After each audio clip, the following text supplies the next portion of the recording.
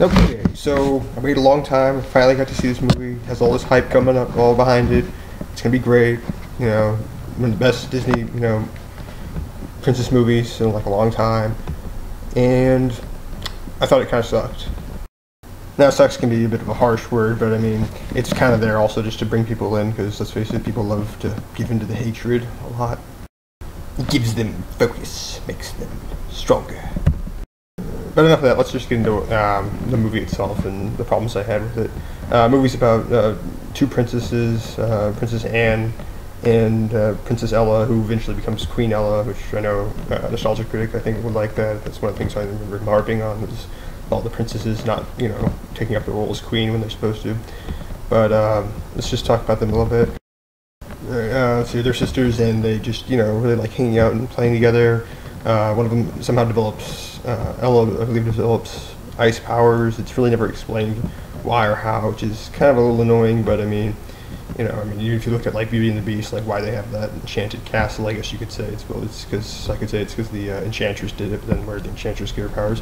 So if we just got upset about that, where her powers came from, well, it can be a little bit aggravating. It is, we'll always just have to keep going back until we get to, I don't know, God or something, how she originally got her powers. But so it's not too big a deal, but it is a little annoying that it's never really explained, and it's never happened before. She's basically like a mutant from like the X-Men or something like that. She's like the first of her kind in like the village. But yeah, that's how she gets them, or it's never actually revealed how she gets them, rather. But anyway, she and her friend, her sister Anne, they always play. And one time she ends up getting injured and nearly killed, and so they're all worried, and they end up taking her to these troll people. And they end up able to save her because I guess the ice wound happened to her head, not her heart. And they say it's like, they make a big deal about it, like, oh, it'd be really hard, like if it, was her heart instead of her head. And when you first watch the movie, this seems fine, but this is actually really complete nonsense, because apparently the heart wound, the way that you deal with the heart getting injured is just need like an act of love, which her parents bring her there. There's an act of love right there. She has, all sorts of people that seem to love her sister, her parents. It should be fine. So I don't know. I guess the troll people aren't too bright or something. They're just, I don't know. It's kind of dumb, but whatever. Maybe I shouldn't harp on it too much. Maybe I should just let it go. You know what I mean? In addition to healing her, they make her forget that her sister has magical powers, and so basically her sister stays in her room and stays away from her sister for like a really long time. They don't really meet, I guess. I don't know. It's kind of weird. I don't know if she's in her room all the time and she actually literally never sees her sister for like the next, I don't know, 10 years or whatever. But it's just kind of weird, or however long she's in there. It's kind of dumb to me. It's a little weird, but whatever. Also, her forgetting the powers and the way like the word never spreads kind of gets a little weird too, because like all the servants would know that she has like the ice powers, but I think they might hire new staff. But even that, like people talk. That the gossip's going to get around. Everyone in that town's probably going to at least hear of it, like as a rumor or something. Or a lot of them should already know, but whatever. But anyway, because this is Disney, we have to kill off the parents, so they're dead.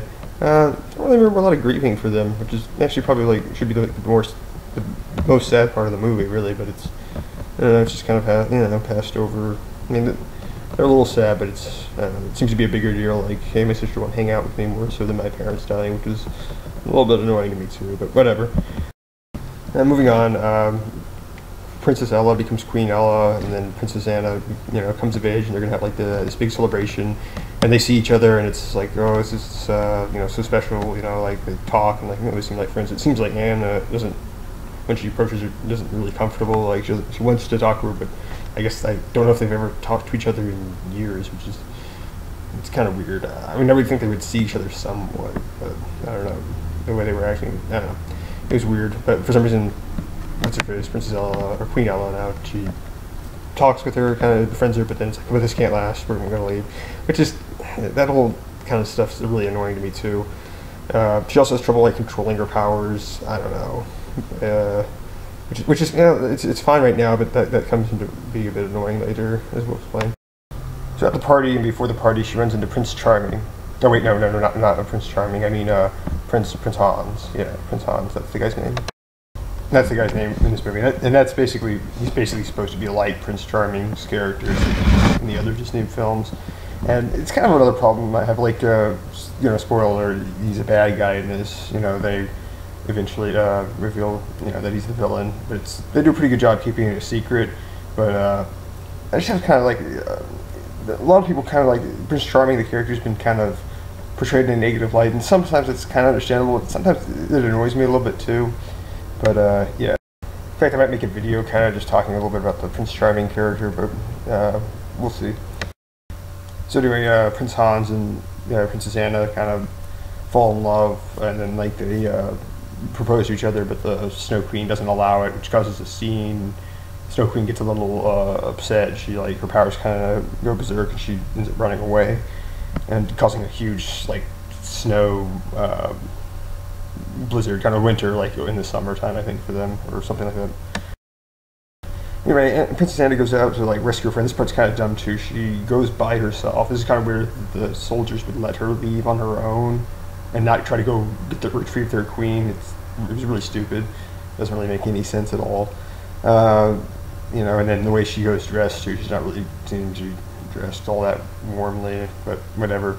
She runs into this guy here, Kristoff, who's a pretty nice character. Some people complain that his reindeer kind of thing is a lot like what's his face, the horse from Tangled. But it didn't bother me really. I saw some similarities, but I kind of liked it. The character's okay, but I mean, again, it's people complain about Prince Charming, but I mean, the whole love at first sight thing. But this is also something that's overdone too and kind of stupid. The whole I meet the person and we argue all the time and then we end up liking each other. I mean, that's been done a lot too, and I don't know, it's whatever. I guess some people feel it's more realistic, but I don't know. It's whatever to me. I mean, it's like you want to try something new, but you're just recycling the same old stuff anyway. So who cares? It's I mean, I just don't have a problem with the Prince Charming thing as much as a lot of people do, and this kind of character was just okay with the way that they interact. So for the most part, after this point in the movie, everything's kind of going okay, actually, except one thing's really bothering me is like a lot of the songs, they aren't really that good. I guess there's one, when Snow Queen or whatever is like leaving, she has that one about letting go or whatever. That song was fine.